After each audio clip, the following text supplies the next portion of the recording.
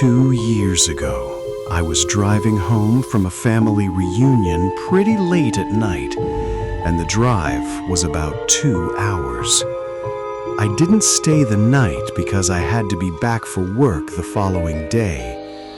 Most of the drive was on roads with dense bushes and trees on either side, the real creepy ones you see a lot in movies. Anyway, I had been driving about 45 minutes, and I was starting to get really tired. You know how sometimes you just suddenly become really tired out of nowhere? Well, yeah, that happened to me. I knew I wasn't going to last, but I didn't come across any place that I felt I could park and safely sleep. Anyway, after it became clear to me that I wasn't going to find a place to pull up and my tiredness wasn't going away, I did something very questionable. I pulled over to the side of the road onto the grass behind some bushes to try and hide my car from anybody else who was going to come past. The roads weren't empty. I came across another car every few minutes or so. I made a mental note that the time was 11:22 and then fell asleep. Some time later, I was awoken by a scratching sound. I looked at the clock, 11:50. The sound stopped after a few seconds, and because I was still extremely tired, I didn't bother looking around and simply went back to sleep. I was later awoken by the same sound, and it was now 12:40. This time it really freaked me out because the sound didn't stop. The thought ran across my mind that it was just an animal inspecting the car, but why would it return almost an hour after it had left the previous time? I looked in my rearview mirror and just managed to catch a glimpse of something running away into the forest.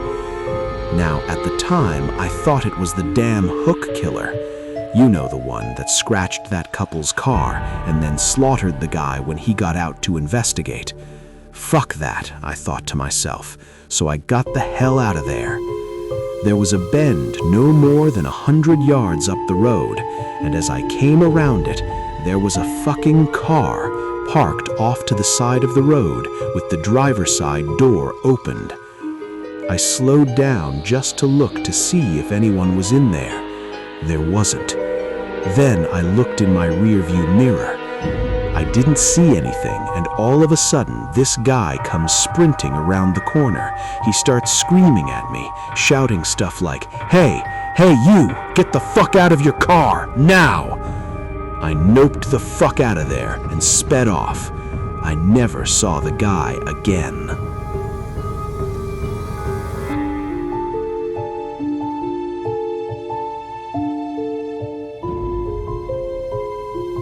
A few summers ago, I went for a bike ride around midnight with a friend. We went our separate ways at the end of the evening, and I had about 2 blocks to ride back by myself. Because of construction, I had to ride on the sidewalk, but the streets were dead. But it wasn't a problem until right where I was about to turn left onto my street. There was this man walking by himself, maybe 40s, a little scruffy, but not homeless. The sidewalk was narrow, and I didn't want to freak him out, so when I got about 6 feet behind him, I said, "Hey, behind you!" And he turned around and gave me this super angry look. I turned down my street, and he started to follow me, literally screaming about how I was a fucking cunt and he was going to kill me and all that. I live right off the corner, and I didn't want him to figure that out, so I decided to do another loop around the block. That's not the scary part. The scary part is that when I looped back around and looked down the street, I saw him standing on my fucking front stoop, staring out at the street like the motherfucker knew I lived there. He saw me ride by again, but he didn't say anything. I ended up going back to the friends, but my bike got stolen from the alleyway by the house 2 days later.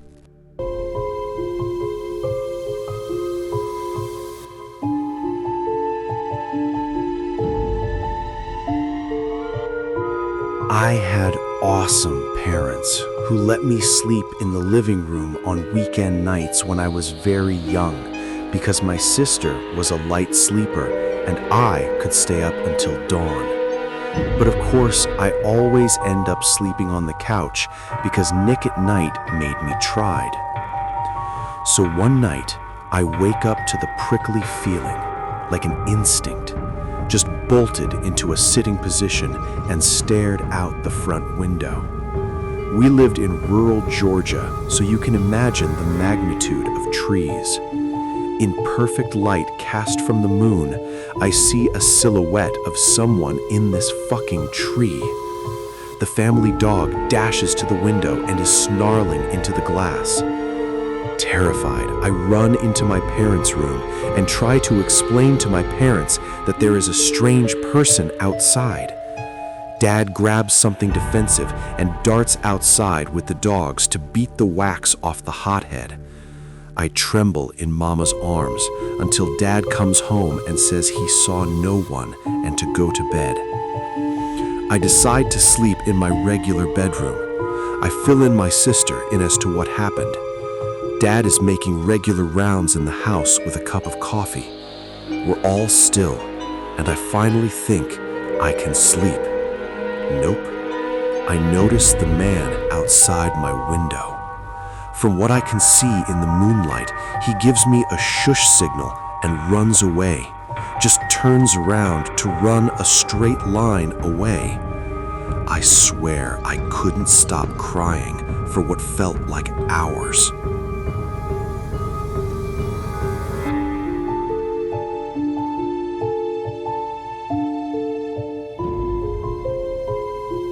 I was 17 and had just gotten my license. Back in high school, my friends and I had made it a mission to find abandoned houses to throw parties in. We had a few good candidates, but the motherlode was this house I would pass on my home from work. It was an undeveloped shell of a huge home with a large property in the back. I had told one of my friends about it, and one day before we went to see a movie, I took him to the house.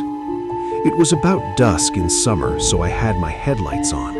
I pulled into the front of the house, and we were there for like 10 seconds tops before we pulled back to go to the main road. A minute later, this big truck pulls up behind us with its high beams on and riding our ass. My friend and I took note of it, but paid it no mind as we headed back to the main road. At the light, I turned right, but the truck cut through the gas station at the corner and blocked us off. Out of the truck comes this big hulk of a man, and my friend and I are shitting our pants. He raps on the window and I roll it down. Now, the really freaky part is that this is a busy road and now there was no one in sight. He asks us what we were doing at the house, and I quickly lied and said we were making a U-turn. He stares at us for a few seconds, smiles, and sends us on our way. To this day, the house remains unfinished, and I'm convinced it's a drug operation of some sort.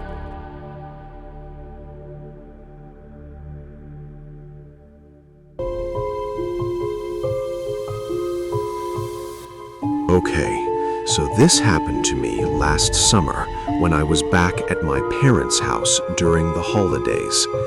It was around 3 a.m., and I was in my room on my computer when I got a call from my sister. Now that was already a little bit weird, since my sister's room is just down the hallway from mine, and she could have just came in my room. I went to pick up, and the call ended as soon as I reached the phone. I figured that she wanted to speak with me, so I got up and went to her room. As soon as I reached her door, she started screaming that someone was in the room with her, so I busted in, and of course, nobody was here. After she stopped crying, she told me that she woke up and saw a dark shadow just centimeters from her face, and that's when she screamed. So I told her that she called me. She tell me that her phone is not in her room and that she was sleeping. Sure enough, her phone is actually downstairs in her purse. The weird part is that I have the log of her call on my phone, but she doesn't.